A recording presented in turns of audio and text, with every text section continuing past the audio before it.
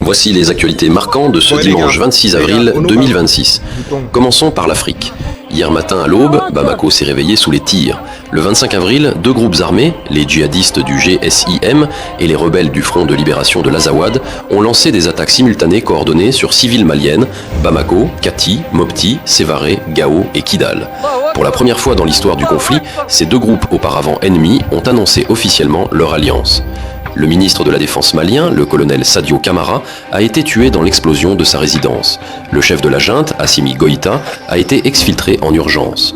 Camara n'était pas un ministre ordinaire, c'était l'homme de confiance de la junte, son interlocuteur direct avec Moscou, l'architecte du partenariat avec l'Africa Corps, les successeurs de Wagner. À Kidal, les forces maliennes et les mercenaires russes de l'Africa Corps se retrouvent aujourd'hui assiégés. Des négociations sont en cours, les Russes auraient demandé un corridor de sortie pour se retirer. Passons maintenant à Washington. Hier soir, un homme armé a chargé un poste de sécurité devant le dîner annuel des correspondants de la Maison-Blanche. Trump a été évacué en urgence, un agent du Secret Service a été blessé. L'assaillant a déclaré aux autorités qu'il voulait cibler des membres de l'administration Trump. C'est la deuxième tentative en moins d'un an, sur le front iranien justement. Trump a annulé la visite de ses envoyés au Pakistan pour des pourparlers de paix avec l'Iran.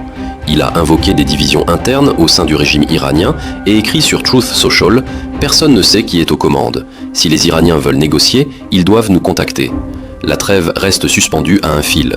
Et le détroit d'Ormuz, toujours sous tension. Et pour terminer, la bataille culturelle. Plus de 1100 artistes ont signé une lettre ouverte appelant au boycott d'Eurovision 2026 à Vienne. Parmi eux, Brian Eno, Massive Attack, Roger Waters, Peter Gabriel. 5 pays se sont retirés. L'Espagne, l'Irlande, l'Islande, la Slovénie, les Pays-Bas. La raison invoquée est simple. La Russie a été bannie d'Eurovision en 48 heures en 2022. Israël est invité pour la 3e année consécutive. Même organisation, même règlement. 2 décisions opposées.